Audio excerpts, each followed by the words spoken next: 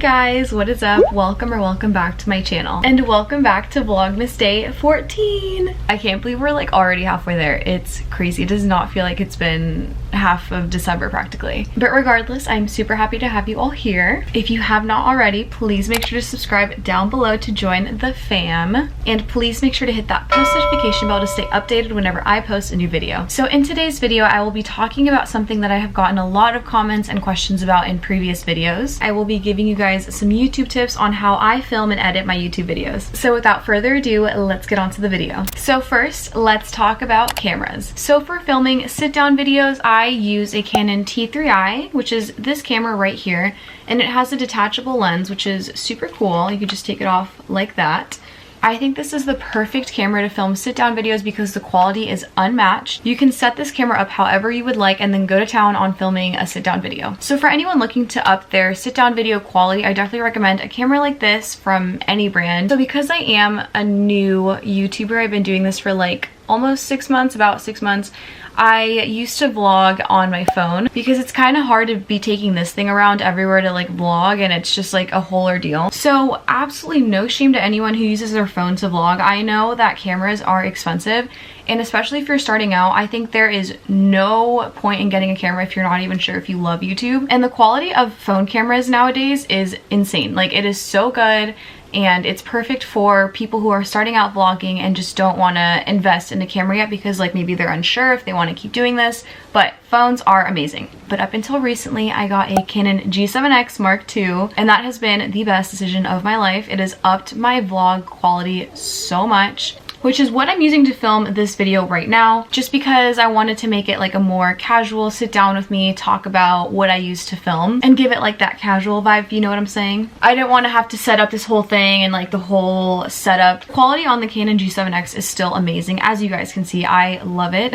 And I love that it has the viewfinder in the back where you can see how everything's positioned, if it looks well, and if it's focused. So if you are looking to make the move from a phone, I think a good camera to get for vlogging and everything, which is like the one that everyone uses for YouTube, is the Canon G7X. But those are the cameras that I'm currently using to film my content. And then next, let's talk about camera equipment. So the first things that you are going to need are batteries for your camera. The camera comes with batteries, but I definitely recommend investing in more batteries just because if one dies, you can just pop another one in. And then obviously you have your charger to charge your batteries, and then SD cards. So cameras don't usually come with SD cards, which is why I recommend getting a few of them, just because it's easier to film a lot of content at a certain time or film videos that are like a couple weeks long, whatever that looks like for you. SD cards are going to be your best friend, so make sure that you get some really good high quality SD cards because then you will produce really high quality content. I think I have like 4 of these, and I recently just bought another one that's like 128 gigs. Best purchase of my life. It is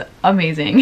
It's the little things in life once you become a YouTuber that just make you happy, like SD cards. And then if you guys have one of the newer Macs, I recommend getting one of these adapters. This has been a literal lifesaver because you can plug in USB ports in here, and then you can also plug in different types of SD cards, like the big one and like the mini one. So I have the newer MacBook, as you guys can see. It's the one with like the little touch bar and like the lightning ports and everything. This one is amazing. I got it off of Amazon. It was like 40 bucks. And for these, I definitely recommend investing in a high quality one because I used to have a cheap one that you just like plug in and it's just for like an SD card, and it would corrupt all of my files. So I have videos that I can't even post because the files that I have are just corrupted and like have no sound, have a lot of blackouts, and it just sucks. You do not want to spend hours filming and then have it all be corrupted just because you got a cheap little like adapter. The next thing I recommend is getting a hard drive. So this is a G Drive Slim, and it has, I think, like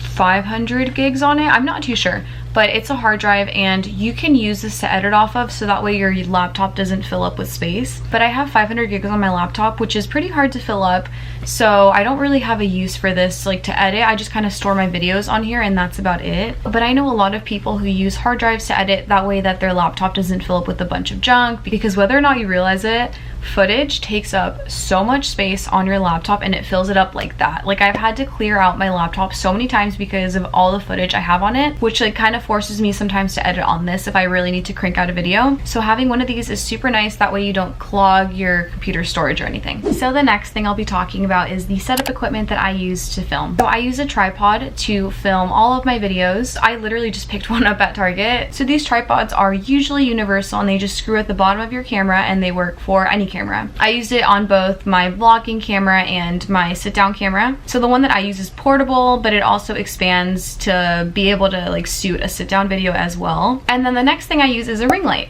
So I purchased this ring light off of Amazon and it was the best purchase ever. So I pretty much use a ring light to film sit down videos because it really ups your quality and the lighting looks super nice. And then I also use this ring light to film TikTok videos because of the phone stand it has right in the middle. And fun fact, my camera also fits in the phone stand for the ring light, so it kind of doubles as a tripod and a ring light at the same time. So if I can't find one tripod, I just use my ring light. It's so easy, and I'll make sure to go link it down below, but it was like 40 bucks. So next, let's talk about software. For software, I have only ever used Final Cut Pro. When I first started out YouTube, I did a 3-month trial period where I got Final Cut Pro free for 90 days. And then after those 90 days, I came back and assessed whether or not I loved YouTube. And I obviously did, which is why I ended up purchasing it. Final Cut Pro is about $300, but it is so worth every single penny. You are able to do so much with the software that if I got into depth about everything you could do, this video would be like hours long. But you just have way more capabilities than iMovie, way more options to pick for like text or transitions,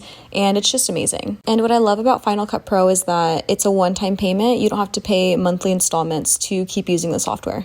And if you plan to put any music into your YouTube videos, you have to make sure that it's copyright free or else you'll get copyrighted and that's no fun. So a free site that I like to use for music is Thematic, and they have such a great library of free music that you can just browse and include any of this music into your videos. So I love to browse the site for hours to see all the new music they have and find some that fit my vibe. I will occasionally go on the YouTube audio library as well, but I mainly just use Thematic. So when making my thumbnails, I primarily use 2 apps. The first one I use is PhotoGrid if the thumbnail I'm making is going to include several photos. This is just your basic photo gridding app. This one's cool because you can set it for the YouTube standard size for a thumbnail, so it saves you a lot of work. It's very convenient. And then to spiff up the thumbnail, I will add text using Fonto. I know a lot of YouTubers that use Fonto and they just rave about it. I love Fonto. It's so user-friendly, and what's super cool about it is that you can import your own fonts into it. So you can go onto any site where you can download fonts and then just download them onto your phone and open them on Fonto. So thank you guys so much for watching this video. I hope I gave you guys some good tips on how to edit and film your YouTube videos. This video was very highly requested, so I'm super glad I was able to share some tips and tricks with you guys. And please do not forget to subscribe down below and join the fam. I would love to have you join. I love you guys so much, and I will see you in tomorrow's vlog.